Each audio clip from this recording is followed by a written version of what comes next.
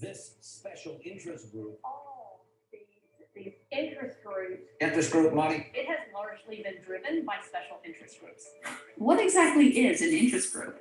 And why do they get people all riled up? To figure this out, let's play which of these is an interest group?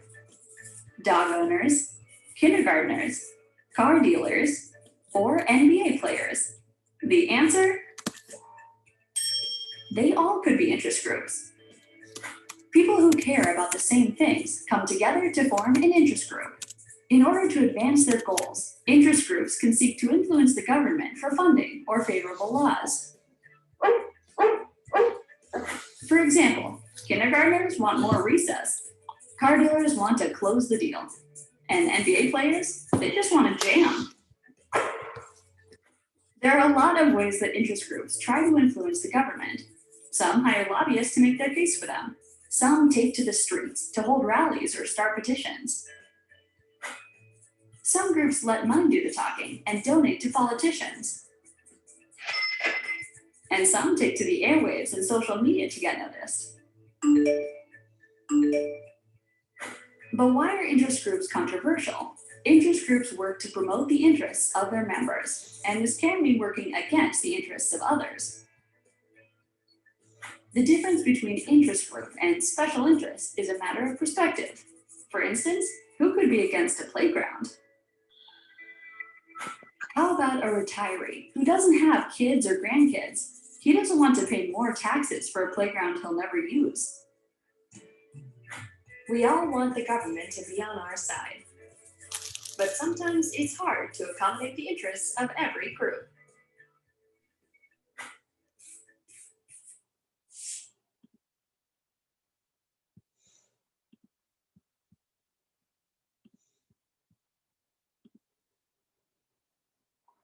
I think that this year's Christmas will be a different Christmas. A lot depends on our behavior from the individual, each individual on the regional level, on the member state level, and on the European level, how we pull through this together in the next weeks. But it will be a different Christmas. What your questions on the hospitals is concerned, most member states took the experience from the first wave and prepared better during summer. The production, for example, of ventilators has drastically increased, but true is too that the healthcare workers are exhausted. They are in this since March. And yes, it is a very, very difficult situation. And therefore, the more important is that we share the data on the situation in the healthcare sector and mainly in the ICU, so that we have together transparency and an overview on the European level in order to act and react in a coordinated way. And you hear from my words that the whole journey in this pandemic has been that we learned together. We were always stronger when we did it coordinated on a European level. Successes, but we know this is a long fight. We're in that for a long haul. And therefore, we have to keep spirits up in vigilance, and of course in the coordinated action we have.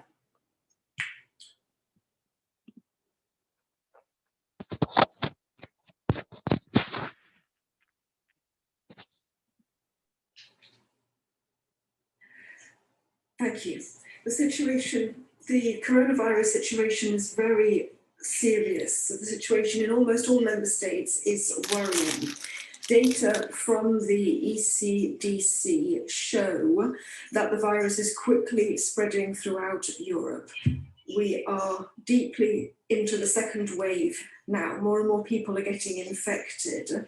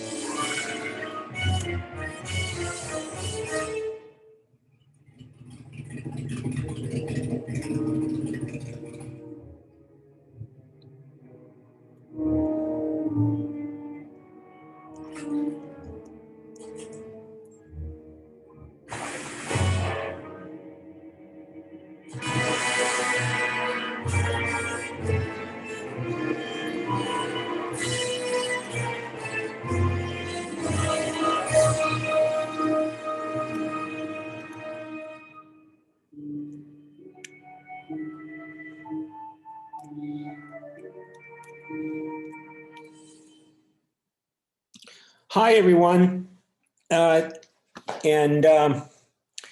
today is our short class. And so let me open up the lesson plan for today and make sure that it is screen sharing.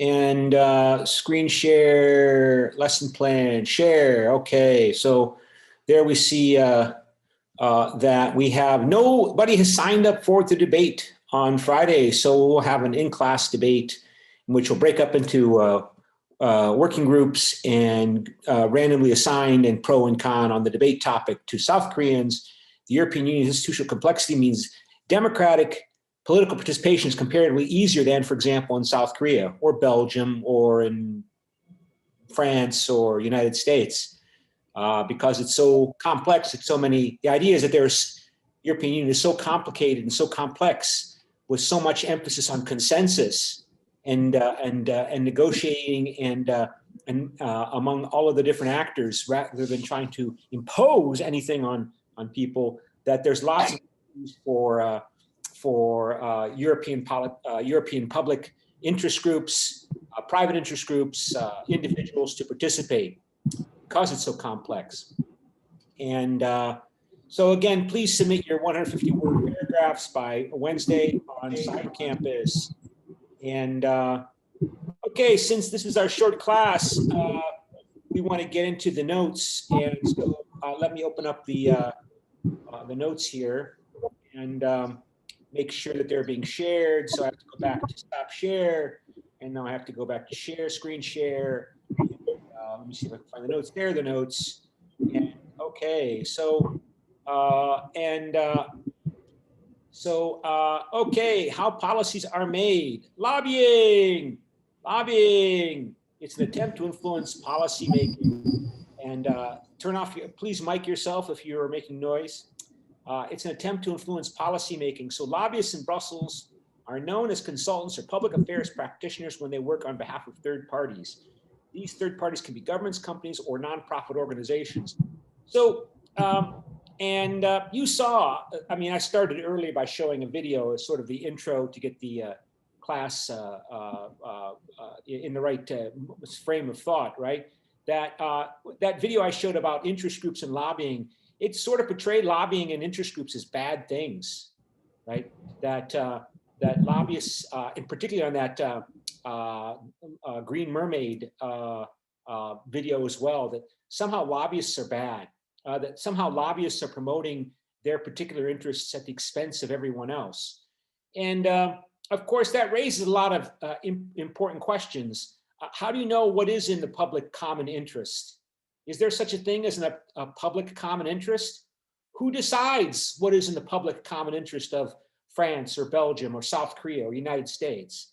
Who speaks, has the authority to speak for and articulate and express what is the public common interest of South Korea? Is it Moon Jae-in? Is it Donald Trump in the United States? Is it Emmanuel Macron in France? And that's an important point, because this is fundamentally important for democracy. Lobbying is fundamentally important for democracy. Let me just open up Wikipedia site just to go to the US Constitution here and show you that it is in the US Constitution, in the Bill of Rights, in the, let me see if I can, First Amendment. just to show you what this looks like. First Amendment, and again, I got to go to the screen share, make sure it's sharing, go here. Right, we have this image that somehow the United States is a country that is founded on democracy.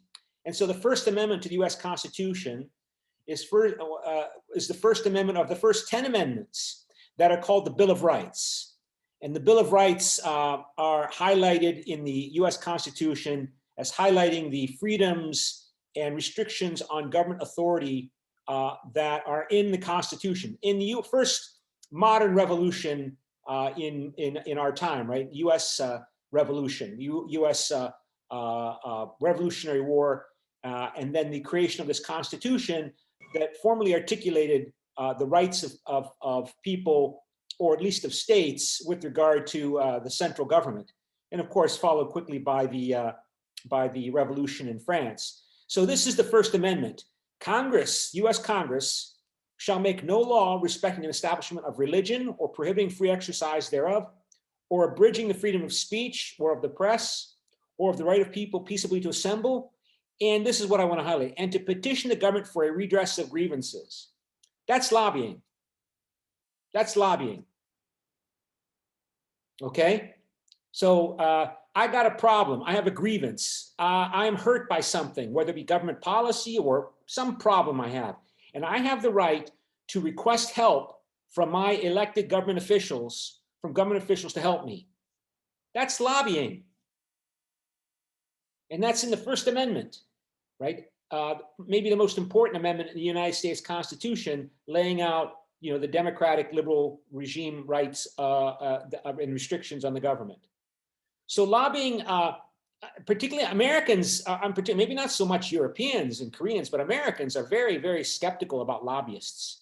They think lobbyists are bad, that lobbyists are trying to promote the interests of themselves at the expense of the well-being of the country, to make government policy help them and help them make more money at the expense of the prosperity and well-being and health even of others. So, okay, so just keep that in mind. And people form civil society organizations, including non-governmental organizations like you saw in that Green Mermaid video that's a few years old now. That's an example of another lobby group, a lobby group that's not lobbying for profit, that's not lobbying for the benefits of government policy to serve their particular government, to serve their particular economic business sector, right? It's somebody lobbying, groups lobbying to protect the environment. So lobbyists include a lot of different groups, including nonprofit as well as for-profit groups lobbying on behalf of their interest groups motivated by what's called post-material values, values that aren't based upon individual or profit or company profit or acquisition of power for its own sake, but people working for human rights promotion or environmental protection has become much more important as a lobby sector of civil society, particularly in the last 50 years in the developed societies, the industrialized societies of North America and Europe, and also in Korea. So, and so where do these groups lobby? How do they lobby? They lobby according to the policymaking procedures that are in place regarding the European Union when we talk about lobbyists in Brussels. And there are tens of thousands, at least 30, maybe to 40,000 lobbyists who live and work permanently in Brussels, in Belgium, to lobby the European Union. And they include, of course, organizations formed to promote, as we covered at the last class, right, European farmers who lobbied the European Union to restrict use of the term veggie burger only to meat burgers. Only meat could, limit the term burger only to products that have meat in them. So veggie burger would be illegal, and they failed in their lobby efforts. So you can have veggie burgers still as a label on products that have a meat substitute. So that was one example of a lobby organization that lobbies for farmers that was defeated by other groups. And so their lobbying, of course, efforts are focused on the different policymaking procedures that are used by the European Union. We already talked about the ordinary legislative procedure, right? And that's the official name of the procedure since the Treaty of Lisbon came into effect 11 years ago. It used to be called co-decision, that the Parliament and the Council of the European Union had to co-decide together on policies of the European Union. Now, since the Treaty of Lisbon, it's officially called the ordinary legislative procedure. In other words, it's ordinary, it's typical, right? It's normal, and it's more democratic, right? Because you have the directly elected European Parliament representing the peoples of Europe, sharing equality with the Council of the European Union, and trying to convince Europeans that there is not a democratic deficit. Oh, and of course, I'm going to forget, if I don't do it now, the attendance. So log in, and I almost forgot. Okay, so we go to Europe policymaking in the European Union, and then let me see, I have to resume share, screen sharing, go like that, and attendance. And we go to week, here we are in week 10 already. Wow. Smart attendance, and your number is 399, 399, 399 is your smart attendance number. And oh, before I forget also, you know, Friday we go back to meeting, half of the class will meet with me in class in room 338, now that we are back to non-testing period. So I'll remind you all of that in the next upcoming emails. But today's smart attendance number is 399. Okay, so, and I already put the assignment for this Wednesday on the course website, along with the notes that I'm going to show you now.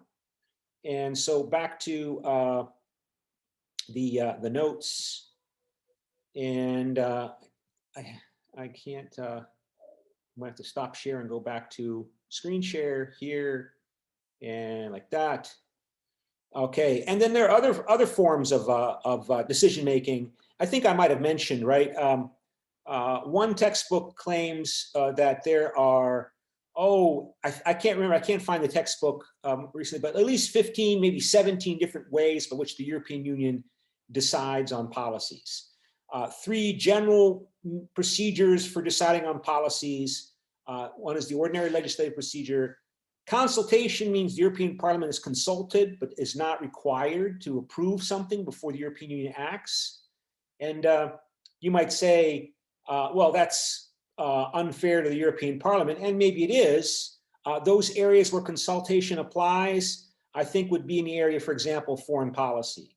And consent means that the European Union has to agree, for example, to admit a new member state into the European Union. It says here that the European Parliament can exercise veto powers under the ordinary and consent procedures, but not under the consultation procedure. But keep that in mind, right? This is a public institution. Media, journalists are covering and focusing on what the European Union is doing every second of the day. So when the European Parliament is formally consulted, as is required in some particular discussion area, and the European Parliament then expresses its views publicly to the whole world through all media, television, social media, whatever. Politically, it's very, very difficult, very, very problematic, right? Very, very, very, very exhausting for the member state governments of the European Union to say, well, we don't care what the European Parliament has to say.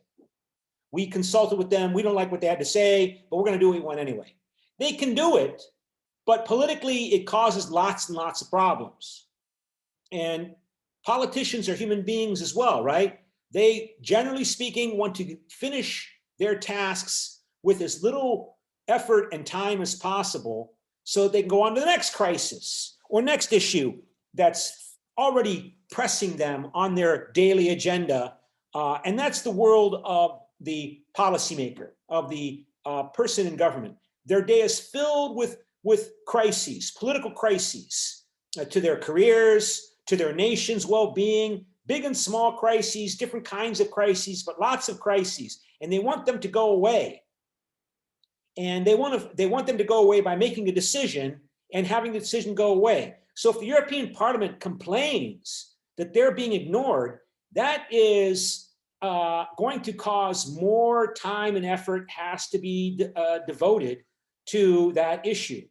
So the point is, even though the European Parliament might not have formal law power to prevent something from happening, if the European Parliament complains that it's being ignored, that's a major problem for these politicians. It's an issue they're going to have to focus on. So now, regarding external trade agreements like the FTA between the European Union and, say, with South Korea, typically this is a different kind of procedure. Again, its own special procedure is involved there. I told you, according to Helen Wallace, I think it was, she identified 17 different procedures for European Union deciding on different policies, right?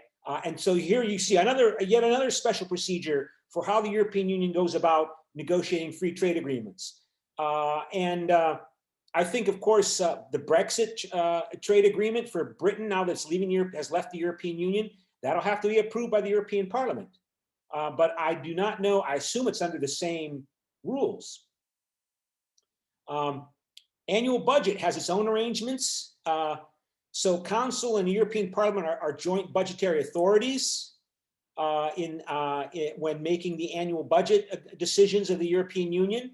Again, trying to boost this European Parliament's powers and formal powers and voice in the policymaking procedures have become much bigger over the last 20 years. Trying to convince the citizens of the European Union that the European Union does not have a democratic deficit. And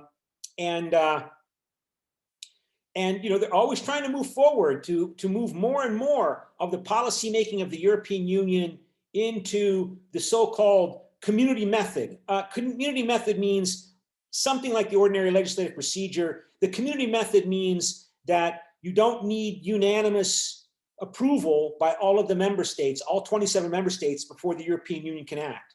So you might remember from your reading when the Maastricht Treaty was agreed in the early 1990s and came into effect in 1993, there were three pillars, right? European Economic Community, European Common Foreign Security Policy, and Justice and Home Affairs. And in Common Foreign Security Policy and Justice and Home Affairs, still unanimous principle was required among the member states before they could adopt a common European Union policy in those two areas. But in the last few years, particularly right before the migrant crisis began 5 years ago, there was much publicity made about how 90% of Justice and Home Affairs policymaking was moving towards had moved into the ordinary legislative procedure routine. Policymaking procedure. In other words, the European Parliament has to approve by majority vote, and the Council of Ministers has to approve, again, by majority vote, qualified majority vote. Then then the migrant crisis occurred, and even though the European Union adopted elements of the migrant policy according to ordinary legislative procedure, we see that countries like Hungary and Poland are simply refusing to implement what the European Union agreed to implement in terms of accepting a quota of refugees from Asian and African countries. So even when you adopt the ordinary legislative procedure, it doesn't necessarily mean that the countries will actually implement what has been decided. And so, as we've been talking about in class, the European Union has been trying to incentivize Hungary and Poland, most recently by bribing them, basically, that they will give them a little over 10,000 euros for each refugee that they accept.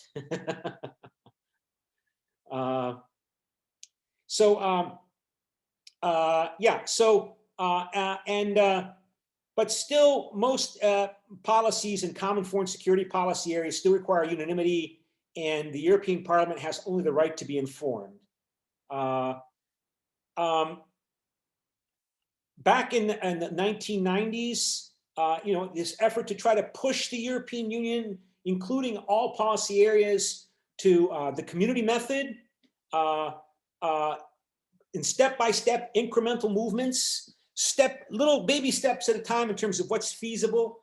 The Amsterdam Treaty and the Nice Treaty of 2001. The Amsterdam Treaty, I think, is 1997, and the Nice Treaty is 2001. Established the principle of enhanced cooperation, and that countries, smaller groups of European Union countries, can adopt a common foreign security policy and on their own, and the other member states accept that by not complaining about it, right? So they don't have to participate in the initiative. They don't have to publicly declare that they are participating in the initiative of a common foreign security policy. All they have to do is keep their mouth shut.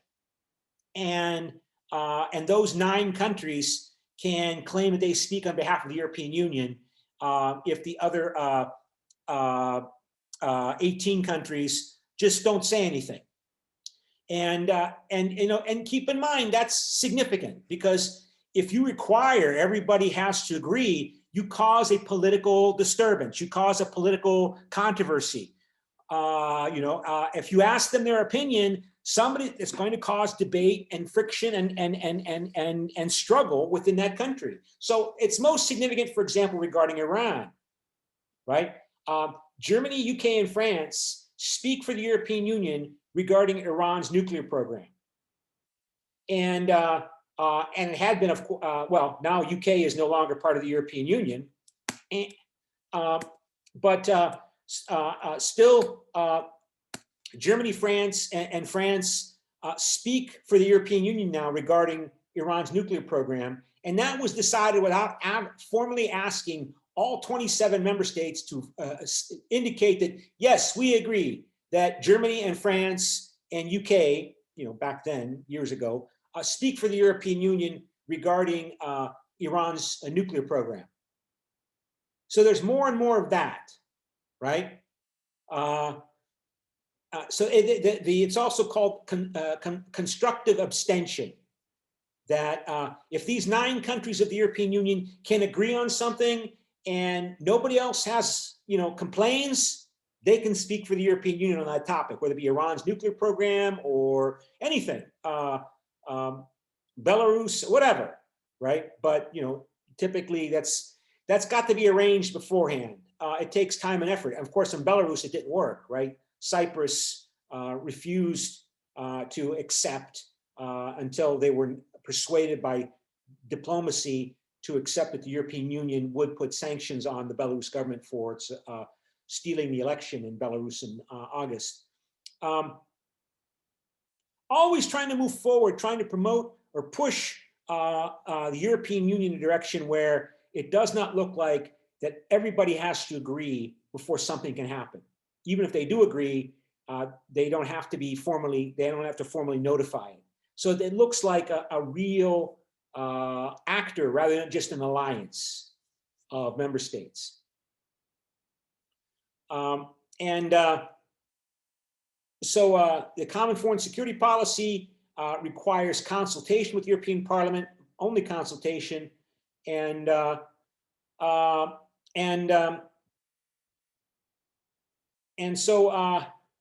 still it's dominated by the Council. And when the European Union does have to make a progress or make a decision on its foreign policy regarding Iran's nuclear program, for example, the Council of the European Union will decide those details.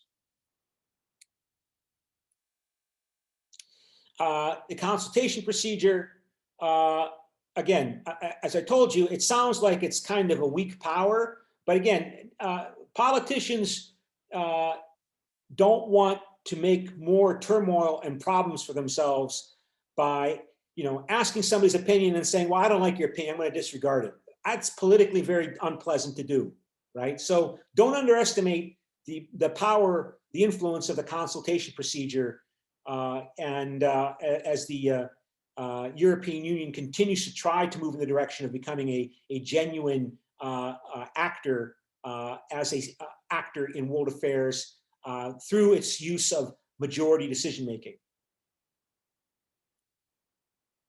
So we already talked about the ordinary legislative procedure, and of course we've talked a bit about that already, so I don't really need to go over it again. But this is called also more broadly, as I said, the community method. This is what, you know, is highlighted, is emphasized, promoted as the ideal that eventually someday everything in the European Union will be decided by the community method. Everything, someday in the far future. And you know, the big focus is upon the European Parliament, because the European Parliament is the directly elected representative of the peoples of Europe. You know, the Council of the European Union is representing the governments. Now, the governments are directly elected by the people of their respective nation states, but they're supposed to represent their states. European Parliament represents the people of Europe, or at least the people of the European Union, right? So that's why there's a lot of focus on the European Parliament. And that's why, you know, it's problematic that Nigel Farage made his entire career under the United Kingdom Independence Party when he joined the European Parliament, going way back to 1979, when the European Parliament had its first direct elections.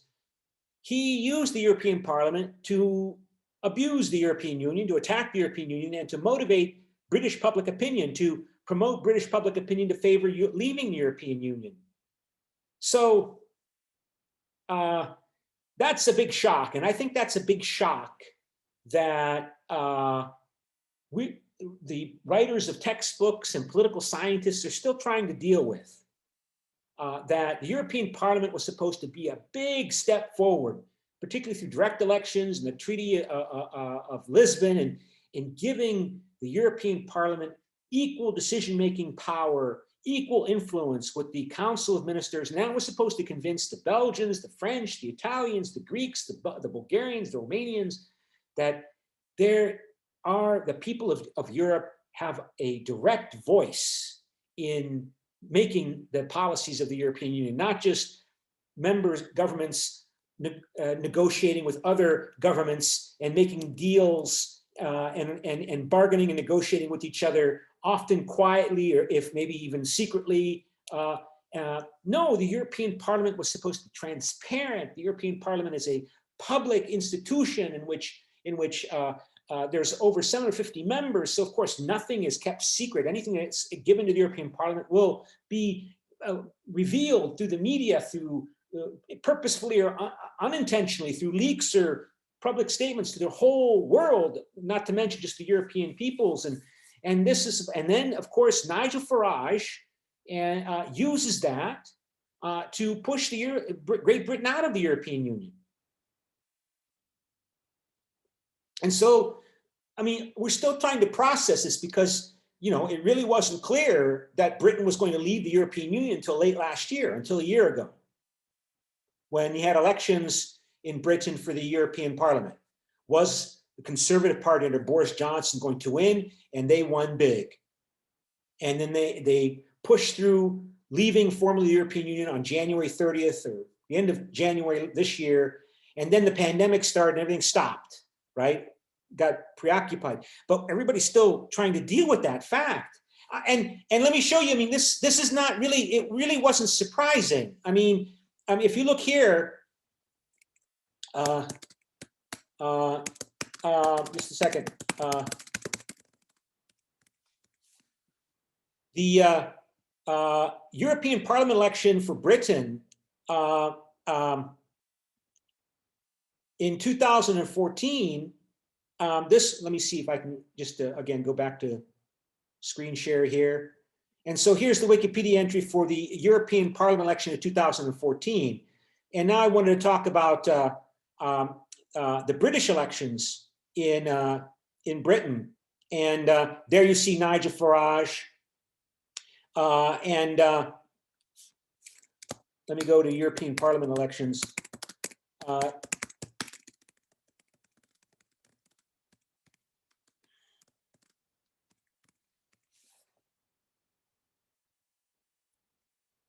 Okay, yeah. And this is it. This is the 2014 European Parliament election in the United Kingdom.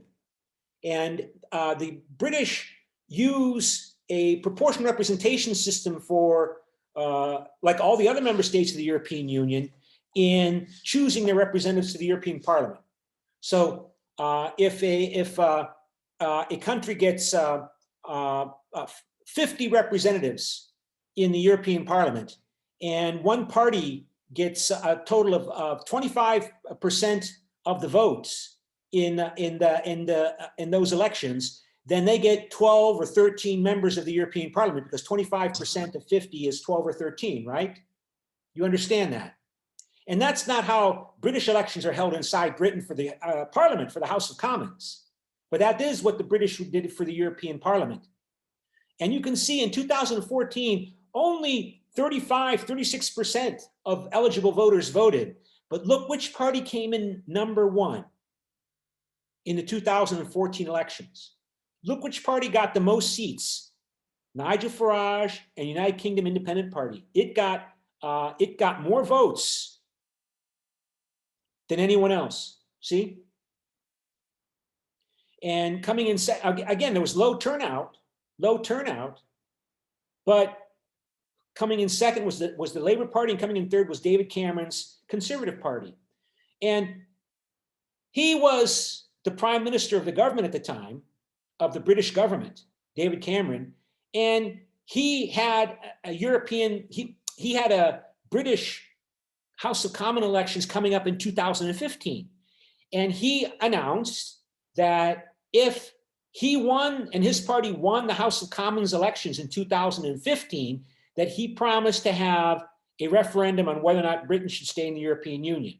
And the reason he did that was because he thought he could not simply ignore this outcome. He couldn't simply ignore this. Now, of course, like I said, this is low turnout, but European Parliament elections are significant in a lot of ways, and not only because, but also very importantly because they have an impact on national politics. This man was David Cameron. He's attacked a lot now for, agreeing to have the Brexit referendum in 2016 in Britain, but he just couldn't simply ignore this European Parliament election outcome. He had to do something. I mean, this party didn't come in second or third, it came in first, ahead of his party. So, and then of course we can go to the 2015 UK elections, and just to show you, right? And then he got the most, okay, the election turnouts for the British Parliament in 2015 were 66%. And he got the most, his party did the best it's ever done since the early 1990s in terms of seats in the House of Commons that it won as a result of his campaign, which included his promise that there would be a Brexit referendum. The best his party had done since the early 1990s. And so they had the Brexit referendum. He campaigned against it and they lost. The Brexit referendum passed. So to go back to the notes regarding the role of the European Parliament, keep that in mind. Everybody is still kind of struggling with this.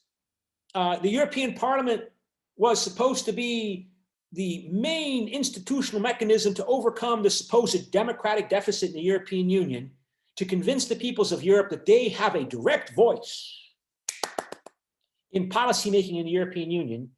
And then it becomes a vehicle that makes Brexit more feasible. And this is not just something about history. This is something I think going on today. As I already mentioned in this book, right, that I'm using to prepare for my course next semester, they make that point that since these, particularly since these referendums, beginning maybe with the European Union Constitutional Treaty in 2004, but certainly since the Brexit referendum, you don't want to have referendums in the European Union. So the European Union institutions are gathering all of these powers and capabilities in terms of policymaking, and they're doing it without modifying formally the treaties of the European Union through the old method of first you have an intergovernmental conference, an IGC, and then you agree on the draft amendments, and then the European Council meets and approves those list of draft amendments and signs the draft amendments. Each of the member state heads of government and state signs the treaty, and then that new treaty is ratified by the member states, which requires in places like Ireland that there be a referendum every time. And they don't want to do that anymore. So as we already covered in this coronavirus crisis, the European Commission suddenly is given the power to be able to sell hundreds of billions of dollars of bonds on the global debt market in order to get loans, which is a tremendous increase in power for the European Commission. And it's being done without, a new treaty. The last treaty is the Treaty of Lisbon. And I don't know the next time we're going to have another treaty to be negotiated, signed, and then ratified. Because they're making these changes in the European Union today without formal treaty amendments, which is quite striking. And the European Parliament experience has got to be part of an explanation for that. So there is, as we already covered, the ordinary legislative procedure. It's supposed to be ordinary. See, it's so democratic, right? It looks so democratic.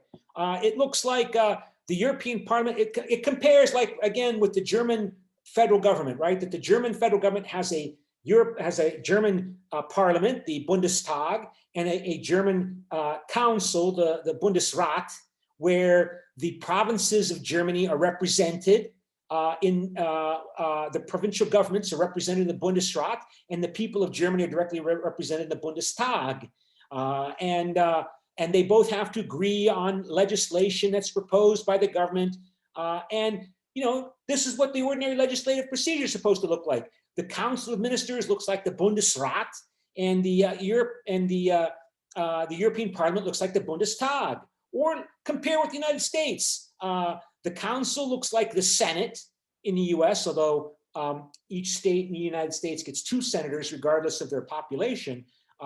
The province governments in Germany, the bigger provinces get a few more representatives than the smaller ones. But the point is that they're both two houses of the legislature, the Bundesrat and the Bundestag, or the Senate and the US House of Representatives. Yes, see, the European Union is moving in this direction of looking like a democratic European political system.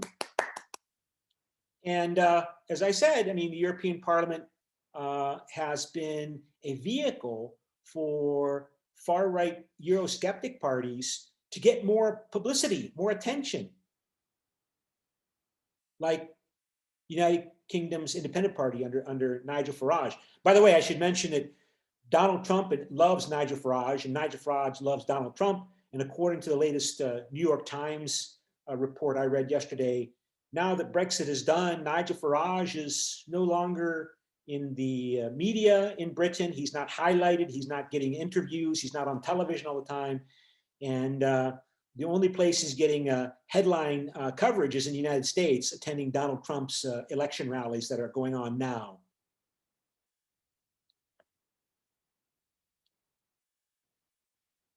So let's evaluate this. The ordinary legislative procedure does meet certain democratic standards. The commission, by the way, that makes these proposals, because only the European Commission has the right of proposal to start the legislative process formally.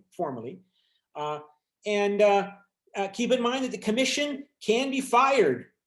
The commission can be fired, and I think the commission was fired in 1999, in the 1990s. The Jacques Santer Commission resigned before the European Parliament could pass a vote of no confidence in it because of corruption allegations. So that looks like a government, right? The way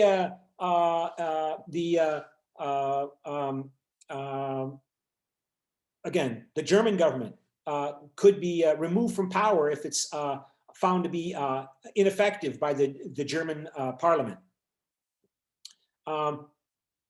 So the Commission is therefore answerable to the European Parliament.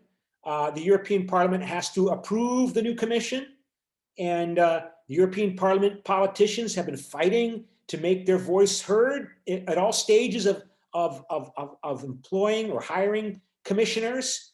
And the members of the European Parliament are directly elected by the EU member states. And the Commission looks like an executive branch of the European Union. It has its own bureaucracy, the functionaries, the directorate generals, and Ursula von der Leyen is president of the European Commission, and she looks like she's the closest thing there is to a European Union president. The president of the Council of the European Council, that's the translation of the French term as president, but he's more like a general secretary.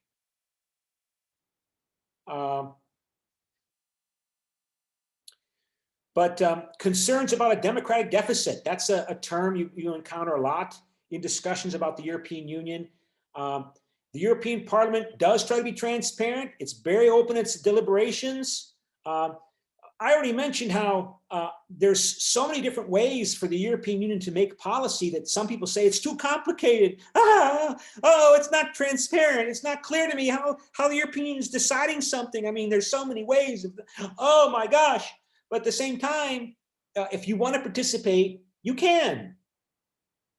You might not have much influence. You probably won't have much influence, but you can at least submit your petitions. And I mean, I already showed you, right? I mean, my my website here, have your say. What's the latest I wanted to show you from the European Commission? They sent me a message here. Where is it?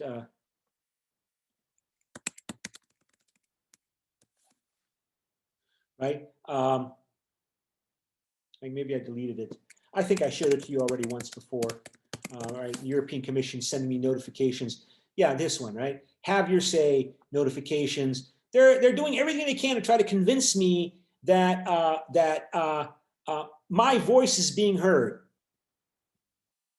on all of these different policy regulations, decisions, and legislation they're coming up with. But just because I have my voice heard and my input solicited doesn't mean they're going to agree with what I want. Right? So, and so you keep in mind, this is sent out in English. It must be sent out in all of the other 25 or other European Union languages, Estonian, Hungarian, Bulgarian, they're all getting these notifications asking for our input.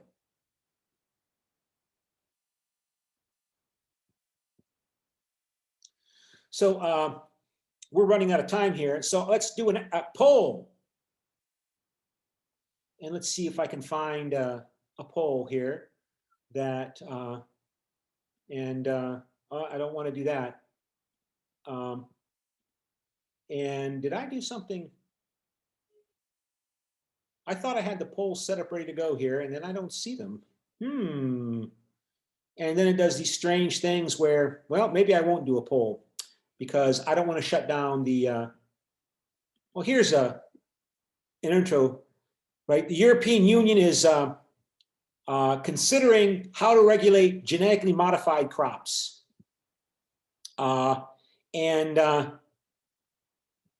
It says here, environmental groups like Greenpeace are lobbying and the Friends of the Earth have raised concerns about genetically modified crops posed unpredictable dangers. So we talked about this last week about the big fight between the United States and the European Union about genetically modified crops. We talked about how this is an emerging sector of the economy, particularly with the pandemic, biotech, right? How Korea and China have made major commitments to biotech. And the European Union continues to pressure the European countries to put restrictions on genetically modified organisms. In other words, making it more difficult to make money with genetically modified organisms. And so it said in Europe, by contrast, concerns about genetically modified organisms led the European Union to issue a directive in 2001, From the early stages of research to the marketplace, these products would have to pass a series of tests for environmental risks and human safety. But the directive made it clear that crops made through older forms of mutagenesis, of genetic modification, were not genetically modified organisms because they were conventional and had a long safety record. So, for example, if you purposefully breed certain types of plants with certain characteristics together, that's a form of genetic modification by human beings. But that's okay. But actually using technology like CRISPR, this is the technology for modifying DNA, right? Gene editing technology, that's something else. It says the result of the directive has been that Europe grows almost no genetically modified crops. In 2017, only 325,000 acres were planted across the continent. In the years after the EU's directive came out, science advanced beyond recombinant DNA.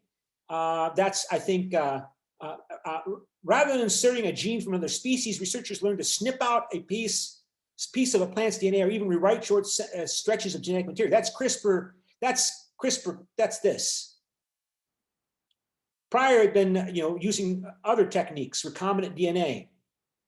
And I think that the people that developed this, they just got the Nobel Prize in biology a couple weeks ago. And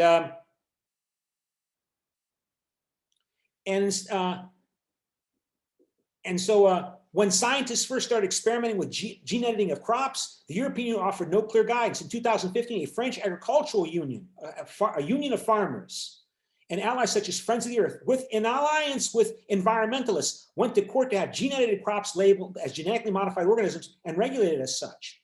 And now the court has agreed, the European Court of Justice. In a statement, the court said gene-edited crops were GMOs within the meaning of the GMO Directive of 2001. But one of the authors of those papers, Jeffrey Wolt, a professor of agronomy and technology at Iowa State University, was dismayed by the EU court ruling. It all boils down to legal interpretations of the directive rather than the way of the science. Like I told you, we've been using genetically modified crops in the US for at least 20 years now, if not longer. As a result, CRISPR-edited crops like mushrooms are expected to move quickly into the American marketplace, but these crops may be barred from import into Europe. Strictly speaking, the United States' stance also is contradictory. Crops created with recombinant DNA are said to be genetically modified organisms because the genes have been inserted into their DNA. So they put DNA segments from other species into them. But CRISPR doesn't do that. CRISPR yet tinkering with a plant's DNA with CRISPR is apparently not genetic modification because those crops are indistinguishable from those developed through traditional breeding methods, according to USDA statement in March. That's the United States Department of Agriculture. Dr. Wolt said that the only way to escape these contradictions would be for government regulators to stop focusing on mutagenesis, recombinant DNA, CRISPR, and other methods for making new crops. It's the products we should be concerned with, he said. So let's go back to the poll and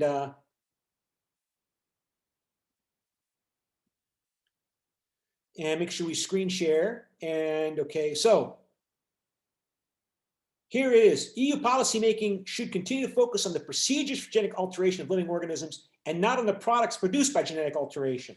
So that's what was advocated in that article, that the EU should stop looking at how you're editing the gene, the genetic code of crops or people or animals or plants, and focus on the GMOs, the genetic modified products themselves. So EU policymaking should continue to focus on the procedures for genetic alteration of living organisms and not on the products produced by genetic alteration. So 1 minute, do you strongly agree, neutral, cannot decide, disagree, or strongly disagree?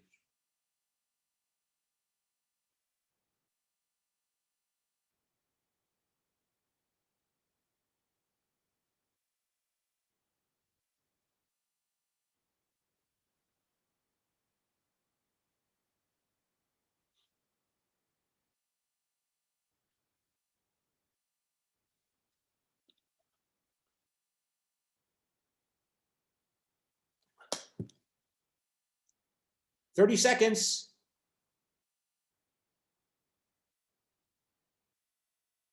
20 seconds,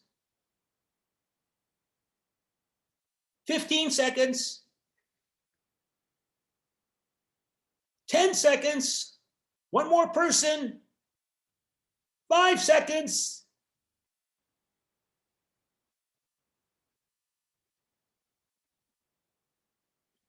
And there you see the results. Strongly agree. Yeah, so it seems like most of you would like to see the European Union loosen up on the regulations of GMOs. And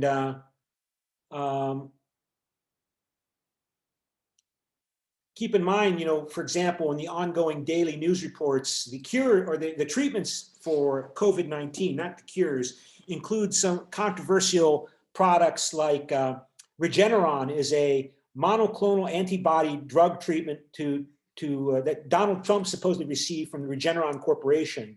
That's the name of the company. And to make this antibody, GMO antibody produced drug that produces antibodies in the laboratory to fight the coronavirus, it uses fetal tissue used from aborted fetuses to produce this drug, this medication.